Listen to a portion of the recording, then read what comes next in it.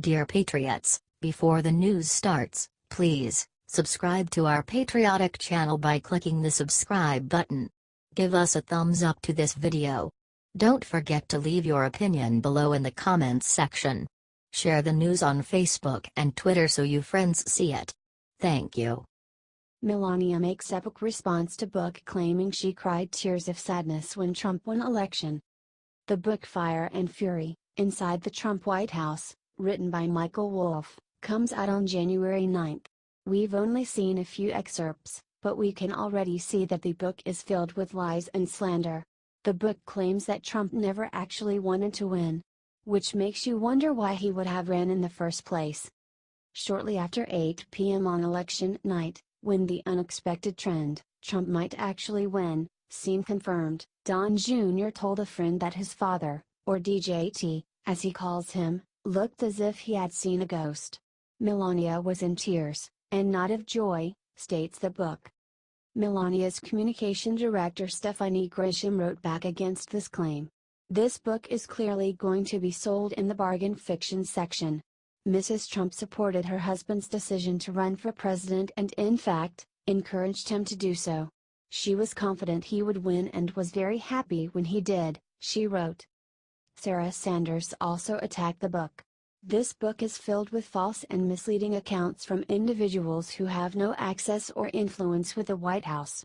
Participating in a book that can only be described as trashy tabloid fiction exposes their sad desperate attempts at relevancy, she said. Trump made a tweet about the claim as well. Melania, our great and very hard-working First Lady, who truly loves what she is doing, always thought that if you run, you will win. She would tell everyone that, no doubt, he will win. I also felt I would win, or I would not have run, and country is doing great. He tweeted.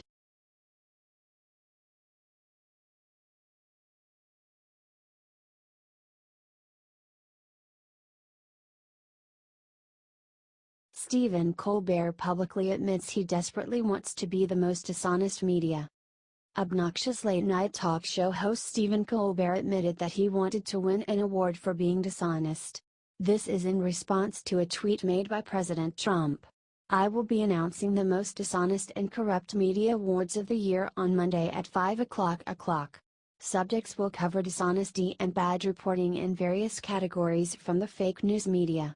Stay tuned, tweeted Trump. Stephen Colbert would actually love the award, because trashing Trump has kept his show alive. He would be nothing without Trump and he knows it. So even being insulted by Trump would be a dream come true for him. Colbert purchased a For Your Consideration in Times Square. Nothing gives you more credibility than Donald Trump calling you a liar, and I of course don't want to get snubbed. I have placed a billboard in Times Square, and purchased a full-page ad on my Twitter feed with a For Your Consideration ad, said Colbert. At least he is admitting that he is a fake news station instead of pretending to be a comedian. He made jokes about the fake categories for the awards. Least Barty, an Eric Trump Memorial Award for Disappointment, an outstanding achievement in parroting George Soros' talking points. So excited for Monday's most dishonest and corrupt media awards of the year. See you on the red carpet, at Anderson Cooper. #TheFakies, tweeted Colbert. He also tweeted tonight. My desperate bid to get Trump's disapproval. #TheFakies.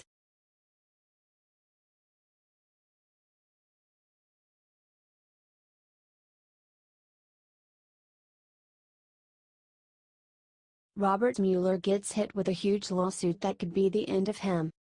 We have heard a lot about FBI bias in the Robert Mueller case. Now Mueller is being sued by Paul Manafort for exceeding his authority.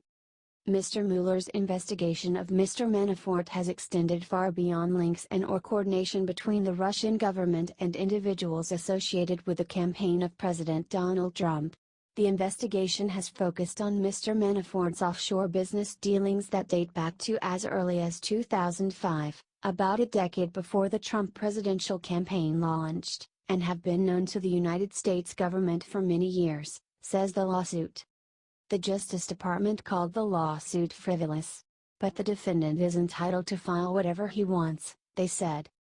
I can assure you that the special counsel is conducting himself consistently with our understanding of the scope of the investigation," claimed Rosenstein. "Nobody has communicated to me the desire to remove Robert Mueller.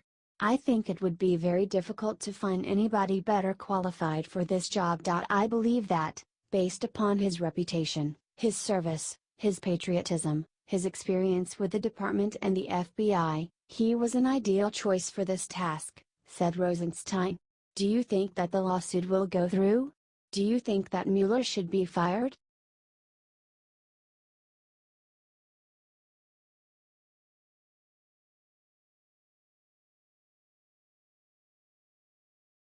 Midwestern city's new mayor just said our national anthem is an ode to slavery. Hatred against the United States, our national anthem, our flag and our military appears to be contagious. It was stoked by Democrat Barack Obama while he was still president with his open support of the radical, racist Black Lives Matter movement. It then, of course, spread to extremist San Francisco 49ers quarterback Colin Kaepernick, who convinced dozens of other multimillionaire NFL players to spurn the national anthem, too. Now it has spread to the new mayor of the city of St. Paul in Minnesota. Minnesota has a long and surprising history of voting quirky candidates into office. They, after all, selected professional wrestler and Predator actor Jesse "The Body" Ventura to be their governor, and later Saturday Night Live comedian Al Franken to be one of their senators. Having not learned from their mistakes, they just chose a young and deeply unqualified extremist to run one of the Twin Cities. Far-left progressive Melvin Carter III was just sworn in as mayor, and he decided to make a speech talking about how the Star-Spangled Banner and America's founding fathers are racist. Said Mayor Carter, "We cannot ignore the painful reminder, written into our anthem's third verse, of just how deeply injustice is rooted in the American tradition. Our national freedom song is an ode to slavery." He then stated about Washington, Jefferson and others, "This is the American paradox, passed from generation to generation, dating back to the noble group of rich, white, straight, male landowners who embedded into our founding principles a yearning for a set of God-given rights they sought to secure for only themselves. Do you think this America-hating radical needs to get booted from office?"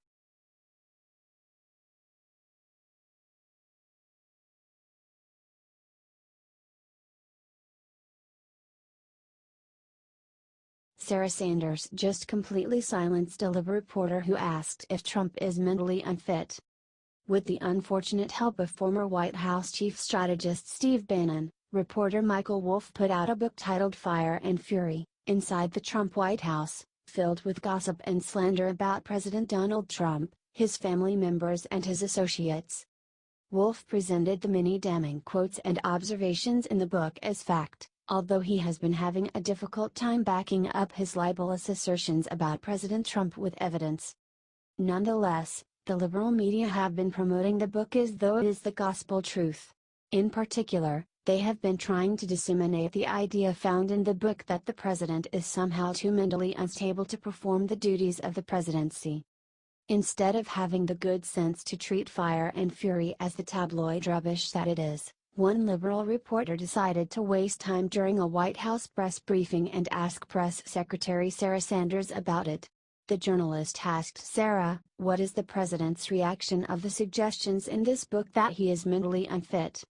Sanders immediately laughed at the reporter and stated that this question was disgraceful and laughable. She slammed the reporter's argument further, saying, "If President Trump was unfit, he probably would not be sitting there and would not have defeated the most qualified group of candidates the Republican Party has ever seen.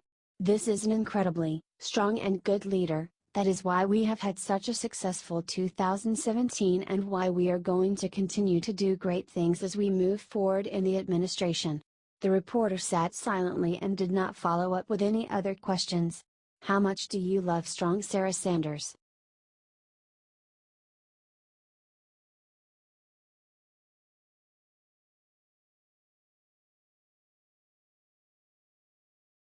CNN has lived his fed Trump is dysfunctional and dishonest and disloyal and dirty and dumb. CNN, who often accuses Trump of resorting to immature name-calling, did it themselves. While commenting on the new book Fire and Fury, inside the Trump White House, CNN commentator Paul Begala repeatedly called Trump dysfunctional and dishonest and disloyal and dirty and dumb like a little kid. Foreign leaders are watching this. Our adversaries around the world are looking at, I want my president to succeed. The North Koreans are evil, the Iranians are evil, we do have enemies in this world. And this will embolden our adversaries, and it will frighten our allies, started Begala. This has a huge effect on our lives, and it's not really about this person or that or this feud or that, it's about the president, he said. The reason the Trump White House looks dysfunctional and dishonest and disloyal and dirty and dumb is because the President of the United States is dysfunctional and dishonest and disloyal and dirty and dumb, and that's the conclusion that adversaries are going to take, and allies, and I think it does tremendous damage to the United States, he said. Are you sick of the mainstream media doing nothing but bash our president? Trump has done so much for our economy and they ignore it all.